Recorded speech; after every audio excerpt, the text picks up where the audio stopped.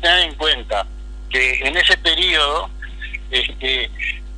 a nivel internacional, se estaban gestando permanentemente acontecimientos que yo creo que nos marcan hasta el día de hoy, como ser toda la parte previa a lo que fue la Guerra Civil Española, y que en última instancia derivó en la Segunda Guerra Mundial. Y capaz que hoy resulta como exótico hablar de los anarquistas, y sobre todo de los anarquistas expropiadores, porque claro, hoy no tienen ninguna relevancia, digamos, en lo que es el peso político a nivel mundial, como lo tenían en ese momento, ¿no? Por ejemplo, a nivel de España, en todas las instancias previas a lo que fue la Guerra Civil Española, llegaron a tener un predominio total dentro de lo que eran las fuerzas de alternativa de ese momento, llamémosle la izquierda, ¿no? Y eran absolutamente predominantes. Llegaron a tener bajo control el funcionamiento de Barcelona y de Cataluña durante un periodo de tiempo que capaz que si yo lo digo así con un número fijo no resulta muy muy interesante, como es de 10 meses, claro, ¿no? Pero estamos hablando 10 meses, un año. Ajá. Toda la zona de Cataluña y buena parte del norte de España estuvo controlada, dirigida en los hechos por el anarquismo, por la Federación Anarquista Ibérica, que tenía, ya te digo, un peso político muy, muy importante, ¿no? Entonces, bueno, sí. No, le decía Fernando, para refrescar a nuestros oyentes, estamos hablando de qué años concretamente, en qué década nos instalamos. La Guerra Civil Española comenzó, digamos, a partir del año 1936, pero en toda la previa estuvo la primera y lo que después terminó siendo la Segunda República en España, que fue, digamos, en la parte final de la década del 20, 1920 y 1930.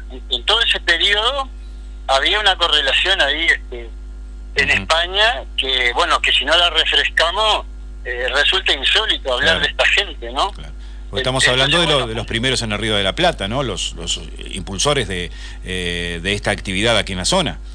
Claro, en lo que tiene que ver con el anarquismo expropiador, claro, sí. Claro. Ahora, el anarquismo, como creo que los oyentes pueden perfectamente saberlo, pero igual vamos a refrescarlo, se fue instalando acá en el Río de la Plata a finales del siglo XIX, principios del XX, ¿no? O sea, en todas esas corrientes inmigratorias que viven en Uruguay, que fueron sumamente importantes.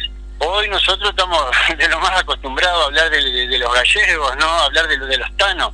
Pero eso fue lo que conformó un Uruguay que comenzó a transformar en el capitalismo naciente toda esta sociedad, y esas corrientes inmigratorias que necesitaba, digamos, el Uruguay por ese propio desarrollo del capitalismo, empezó a haber mucha demanda de mano de obra. ¿Hola? Sí, atentamente estamos escuchando, Fernando. Empezó a haber una gran demanda de mano de obra, entonces empezaron a venir importantes oleadas de gente de todo el mundo, sobre todo de Europa y de Europa del Este, gallegos, italianos, rusos, lituanos, polacos, en fin, una cantidad de gente que dentro de su bagaje, además de ser trabajadores con poca calificación, provenían de la experiencia anarquista europea, que en Europa el anarquismo ya contaba con un desarrollo sumamente importante en toda esa última parte del siglo XIX y del XX, ¿no? Y en el comienzo del XX. Entonces, acá el anarquismo se fue instalando en ese periodo.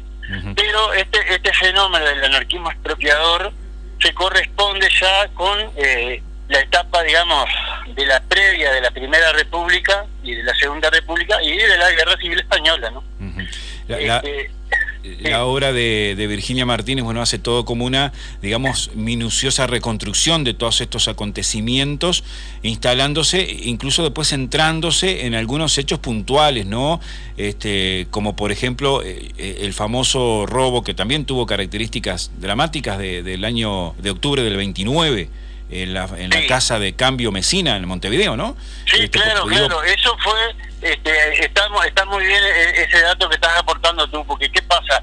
La sociedad uruguaya estaba totalmente en otra, en lo que tenía que ver con el uso de la violencia. O sea, esta era una sociedad que si bien todas las sociedades siempre contienen violencia, ¿no?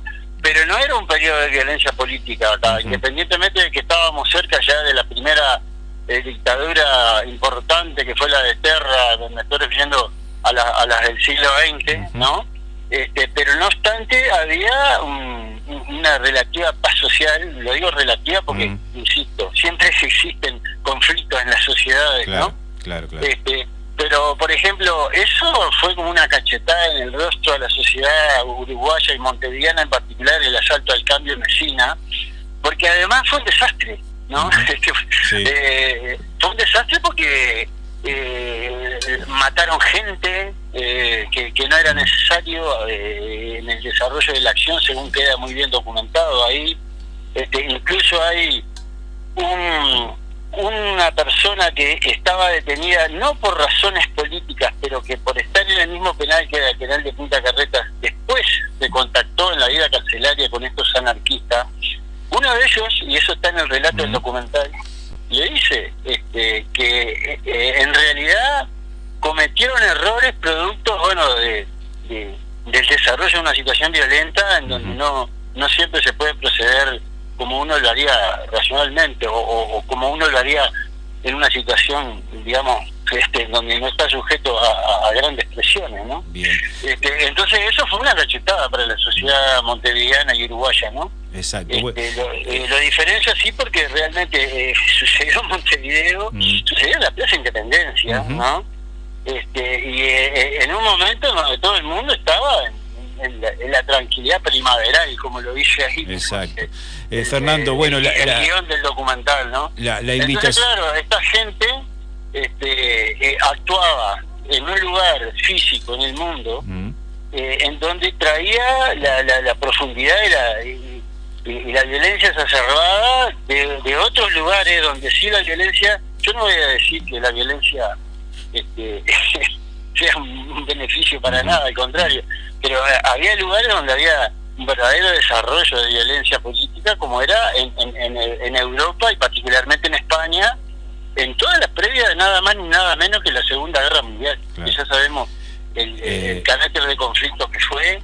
Perfecto. Y además yo creo que ordenó en buena medida el orden del mundo hasta el día de hoy, el resultado de la Segunda Guerra Mundial.